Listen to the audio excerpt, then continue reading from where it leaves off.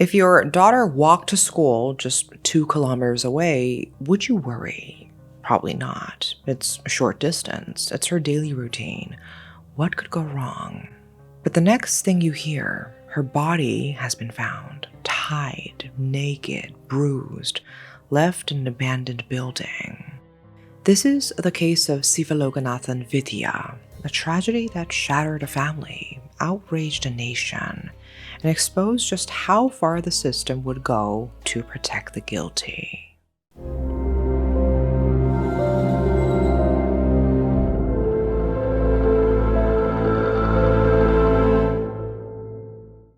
At around 6:30 p.m., Vithiya's family arrived at the Kites police station in Punggututivu, a small island off the Jaffna Peninsula in northern Sri Lanka. They were worried their daughter hadn't come home from school. But instead of responding quickly, the officers told them to wait. Not, "We'll look into it," not, "Give us the details," just wait there until we call you. So they waited. And as they sat there watching, they noticed something strange. The officers weren't busy. They weren't investigating. Some were chatting. Some were even laughing. No one seemed concerned. Their missing person report wasn't even filed until 9 p.m., 2.5 hours later. And by that time, the family had already lost critical hours that might have made a difference. By 5 a.m., Vithiya's brother, Nishanthan, was out searching, along with the family dogs. They followed the quieter roads away from the main path. About 1.5 kilometers from home, one of the dogs started barking. And that's when he saw something. Vithiya's bicycle. Then the dog ran off again, toward a patch of bushes. There, Nishanthan found her shoes. She had to be nearby. And eventually he walked into one of the old, unused structures. And that is where he found her, lying alone in the dirt near a crumbling building, lifeless. So who was this girl whose life had ended so violently?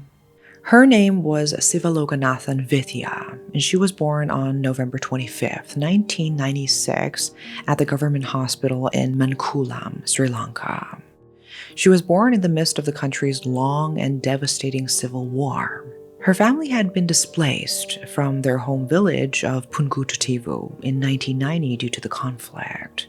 Because of the constant threat of violence, they moved frequently from one place to another, trying to avoid the fighting. They lived in refugee camps and eventually settled in Malawi, a town near Mankulam in the Vani region. Vithia studied in Colombo, but even Colombo wasn't far enough from the reach of war. Once the war ended, the family returned to their native village in Punggututivu in 2010. It was there that Vithia continued her education through high school. After graduation, she enrolled at Punggututivu Maya Vidyalayam, an advanced level school where she chose English as her main subject. Vithia was someone with dreams. She wanted to help people who couldn't afford education. Her goal was to teach children and adults how to read and write, especially those who were struggling financially.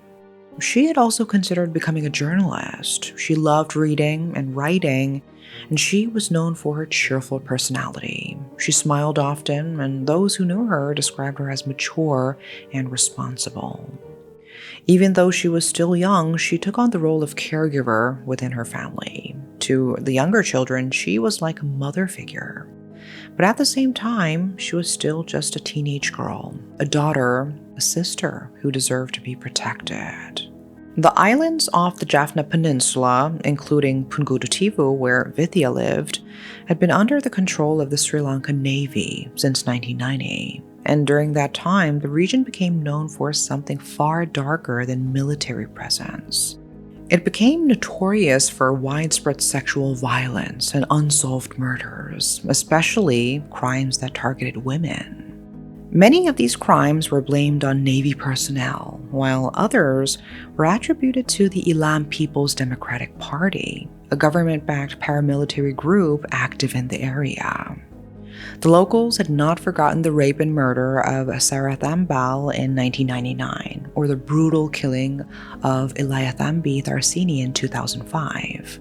There was also the LAPD massacre in 2006. These weren't just isolated incidents. They were part of a long and painful history of violence that remained largely unpunished. Because of that, Vithiya's family was always especially careful. They made it a point to look after the women in the household. They knew the risks. They lived with that fear, even if they didn't talk about it all the time. But Punggulu-Tivu was their home, and by 2015, things had calmed down, at least on the surface. The war was over. The village was quiet again. And Vithia's school was only 2 kilometers away, close enough to feel safe, or so they thought. On the morning of May 13th, 2015, everything seemed normal. Vithia got up early, helped her mother with the cooking, and did her usual morning chores. She was cheerful, like always. She smiled at her mother and chatted with her as she got ready for school. Nothing felt out of place. Around 7 a.m., she began preparing to leave. Normally, she would go to school by bicycle with 2 of her close friends who lived nearby. And if they weren't available, her younger brother, Nishanthan, would take her on his motorbike. But that morning, both of her friends were sick, and Nishanthan had gone out early and wasn't home yet. With no one else to accompany her, Vithia decided to ride to school on her own. She left the house at 7:25 a.m., riding her bicycle along a quiet road lined with bushes and old abandoned buildings. She knew that stretch well. She'd taken that path for years. It was isolated, yes, and didn't see much foot traffic, but it was her usual route. It was her village. She didn't feel unsafe, just a little hesitant. Still, she had ridden it so many times before without any problems. So she pushed aside her worries and started pedaling. She hummed to herself, maybe a song she liked, just trying to get to school like it was any other day. But it wouldn't be. That quiet road, familiar, ordinary, uneventful, was where her life would end. As the day went on, her mother, Saraswati, grew anxious. By 3 p.m., she was pacing by the front door. School usually ended around 2 p.m., and Vithia always came straight home. She wasn't the type to wander off without saying anything. If she had extra classes or plans with friends, she always told her mother ahead of time. But that day, she hadn't said anything, and she still wasn't home. Saraswati tried to stay calm. Maybe her daughter got caught up with something at school. Maybe she had to help a teacher or attend a last-minute session. But the unease was building. She called Nishanthan and asked him to go check on her at the school. They thought maybe she'd simply forgotten to call. But when they arrived and asked around, they were hit with something worse than worry: confusion. The school staff member told them that Vithia hadn't shown up at all that day. She never reached the school.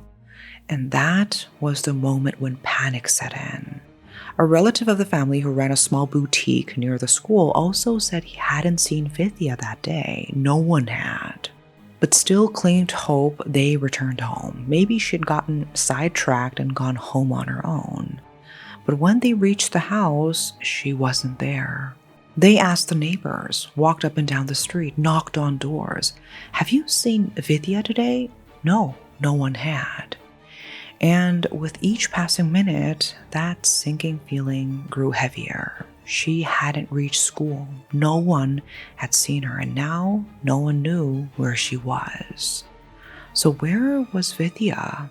After asking around the village, friends, neighbors, people from school, and getting no answers, the family knew they couldn't wait any longer. It was evening now, and there was still no sign of Vithia. That's when they made the decision to go to the police and officially report her missing. They first went to the Karikatavan checkpoint of the Punggulu-Tivu police station. It was around 6 p.m. when they arrived. Saraswati, Nishanthan, and other family members explained the situation. Their daughter had not come home from school, and no one had seen her since she left the house that morning. But instead of taking their report seriously, the police barely looked up. There was no urgency, no concern. They didn't ask for details. In fact, they didn't even pretend to help. One of the officers scoffed and said maybe Vithia had simply run off with a boyfriend. And just like that, they rejected the report. No follow-up questions, no note-taking, no offer to call anyone or begin a search. The family was shocked, but they weren't going to give up, so they tried again. At around 6:30 p.m., Nishantan and Saraswati made their way to the Vilanai Tivu police station in Kites, a larger facility. They hoped maybe the officers there would take them seriously. Maybe they would do what police are supposed to do in situations like this. But when they arrived, they were told to wait. No one came to speak with them. No one asked for their statement. The officers told them their names would be called, but time passed and nothing happened. Eventually, they tried approaching the officers again, this time calling out to them, asking for help directly. The response, they were told to be patient and wait, while the officers continued to chat among themselves, laughing and joking as if a missing girl's life wasn't at stake. It wasn't until 9:30 p.m., 3 hours after they first arrived, that a female officer finally took their statement. She filed the missing person report and told them to go home, promising that the police would now do their best to search for Vithia. So they left the station, but they had little confidence that anything would be done. And they were right. Nothing happened. Back in the village, Nishantan looked at his mother's face. The worry, the grief, it was all there. And he knew that if they wanted to find Vithia, they would have to do it themselves. That night, Nishantan gathered a group of villagers who had been already waiting for them. Together, they organized a search party. He also brought along the family's 2 dogs, hoping they could help pick up her scent. At first, they searched the areas closest to their home, but it was getting late, so they decided to pause the search for the night and continue early the next morning. At 5 a.m., as the sun was just starting to rise, they were out again. They followed the path Vithia would have taken that morning, the road she used every day to get to school. A quiet road, lined with bushes and neglected buildings. They scanned every patch of grass, looked for anything out of place. And then, about 1.5 kilometers from home, both dogs started barking loudly, and they focused on one spot. There on the ground was Vithia's bicycle. Nishantan approached it slowly. He recognized it instantly. It was hers. There was no mistake. Then the dogs barked again, this time running toward another point nearby. That's when they found her shoes. Now it was clear to him she hadn't made it far. Something happened here, and she was nearby. Nishantan quickly called out to the other villagers and asked them to split up. They began searching the complex of old, abandoned buildings scattered across the area. He walked slowly, checking each one, and then something pulled him toward a particular building. He didn't know why, but he felt like he had to go in. So he stepped inside, and that's when he saw it. There, in a secluded spot near the edge of the dilapidated structure, was his sister. She was lying on the ground, lifeless. She was naked, her hands tied behind her back with what appeared to be her school tie. Her mouth was gagged with cloth. Her legs had been spread apart and tied to 2 separate trees. Her body was bruised, covered in wounds, signs of assault and abuse. Her face was battered. And it was clear she had been violently attacked before she died.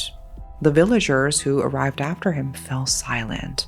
Some of them began to cry. It was a scene none of them could have prepared for. And Nishantan, he didn't move. He just stood there, frozen. His mind went blank, and his heart shattered. This was his sister, the one who used to help him study, who smiled every morning, who always tried to protect others. And now she was gone, alone, in a place no one should ever be, and no one had protected her. Near Vithiya's body, her school bag was found lying on the ground. To those who saw the scene, it confirmed what they feared. She had likely been intercepted on her way to school, just moments before she reached her classroom. Someone had dragged her off the road, through the bushes and into that abandoned building, and then they had done the unimaginable. Once Nishantan was able to steady himself, he pulled out his phone and called the police station in Kites, the same station that had dismissed his family the night before, the same officers who had refused to take the missing person report seriously. It was around 7 a.m. This time, the police picked up. They promised to dispatch officers to the scene immediately, but no one came. So Nishantan made another call, this time to Colombo through the 119 National Emergency Hotline. It was only after this second escalation that police finally showed up. By the time they arrived, it was 11 a.m., 4 hours after Vithia's body was first discovered. The villagers were still gathered at the scene, surrounding her with grief. Many were crying, some were sitting in silence. Others were wailing her name, Vithia, Vithia. They were furious. The people had been failed, not once, but repeatedly, by those who were supposed to protect them. Vithia's funeral was held on May 15, 2015, at the Manakato Cemetery. Her classmates, teachers, and relatives attended, mourning a young woman who had done nothing to deserve such a fate. But the grief soon turned into a movement. Just one day after her death, on May 14th, students from her school in Punggutivu took to the streets. They blocked the highways, demanding answers and accountability. More protests followed across different regions. People held signs, linked arms, and chanted in unison, "Do your job, bring justice for Vithia." On May 15th, the day of Vithia's burial, police finally faced the press. They claimed they had found the killers, but gave no names. Just the three brothers. Men, they said, had an old feud with her father. This, they insisted, wasn't random. It was revenge. Rape and murder meant to cause the deepest wound possible. But while mourners were still gathered around her grave, police returned. This time, they arrested 5 more men, neighbors who had helped carry her coffin. The story was that they'd come from Colombo on the day of the murder, left immediately after, and then returned for the funeral. People couldn't decide if this was arrogance, stupidity, or if they had come back to watch the family's grief. Then came the name everyone had been whispering, Mahalingam Sasikumar. The island knew him as Swiss Kumar, not a street thug, but a man with connections, politicians, officials, people in high places, the kind of man villagers feared police would protect. So they didn't wait, they found him themselves. They dragged him into the open, beat him, stripped him, and tied him to a pole while shouting, "Murderer!" But before the villagers could do more, police arrived, not to arrest him, but to pull him out. Reports later claimed an order came from high up to secure his release. And somehow, despite multiple suspects naming him as the mastermind, he was freed for lack of evidence. He fled. Word spread he was preparing to fly back to Switzerland with powerful help, but outrage boiled over and protests erupted. 2 days later, police finally arrested him at a lodge in Welawate because the public refused to let him slip away. When the suspects were brought to Jaffna Magistrates Court on May 20th, chaos ensued. Protesters hurled stones at the court and police vans, demanding the suspects be handed over. Tear gas filled the air, and that day, 127 people were arrested. As the legal proceedings began, an even more disturbing revelation came to light. During the first week of the trial, it was uncovered that this case wasn't just an isolated act of violence. It was part of a broader, organized network of sexual exploitation, especially targeting South Asian underage girls. According to investigators and testimony presented in court, videos of these assaults were recorded by perpetrators and then distributed to pornographic websites. Vithiya's case was no exception. It was revealed that her assault and murder had been filmed, and the footage was reportedly handed over to Swiss Kumar, who was believed to be planning to take the video with him to Switzerland for further distribution. Swiss Kumar believed there was a market, especially in Europe, for videos showing Asian women being gang raped, and he intended to cash in. Before the crime, he provided his accomplices with a special camera. Their instructions were simple: record everything, the abduction, the assault, even the killing. But in the end, the footage never surfaced in public. Some reports say it may have been destroyed, perhaps to erase evidence, perhaps out of fear. Witness after witness placed the suspects near her, watching her ride her bicycle 2 days before she vanished, whispering near the abandoned building on the day she died, loitering outside as if waiting. Evidence piled up. Her glasses found in a suspect's house, her last path retraced. The president himself appointed a special 3-judge bench, the first outside Colombo to hear the case. 35 witnesses testified over 12 sessions. In the end, the judges rejected claims that this was an act of impulse. Evidence confirmed what many had feared all along. Vithiya's rape and murder had been planned, coordinated, and carried out in an organized manner. The court rejected the claim that the crime was spontaneous or emotionally driven. In fact, it pointed out the obvious contradiction. If the crime had only been about Swiss Kumar's personal desire, why involve so many others? Why record it? Why distribute it? This was not a one-off act of lust. It was a coordinated crime, documented and intended to destroy both the victim and her family. Finally, on September 27, 2017, after more than 2 years of proceedings, the verdict was announced. 7 of the 9 accused, including Swiss Kumar, were sentenced to death, with 30 years to serve first. 2 were acquitted for lack of evidence. All 7 insisted they'd been framed. They insisted that God would bring them justice. But for Vithiya's family, for Punggulu-Tivu, and for the thousands who filled the streets, the verdict was the closest thing to justice they would ever get. Even a decade later, the case saw new developments. On February 20th, 2025, the court found senior DIG Lalith Jayasinghe guilty of helping Swiss Kumar evade arrest, sentencing to 4 years of rigorous imprisonment.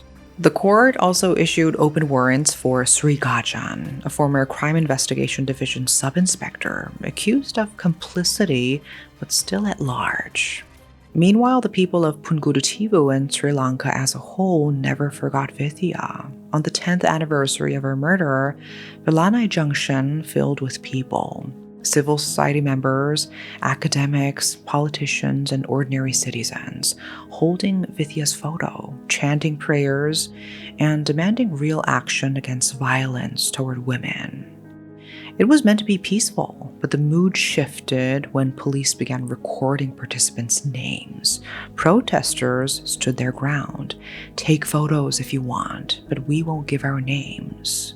And even after 10 years, the fear of retaliation was still there, and so was the anger at a system that had yet to change. Today, the 7 convicted men remain behind bars, still awaiting execution. No one knows what's going through their minds, whether they feel remorse or whether they still blame the world for their downfall.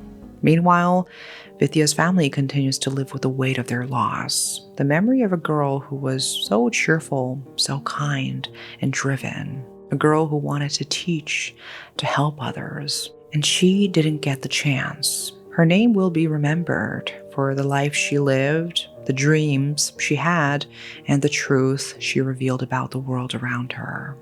Our deepest condolences go to her family and to all those still fighting for justice, not just in her name, but for every woman, every child, and every victim whose voice has been silenced. That is all for today. Thanks for watching.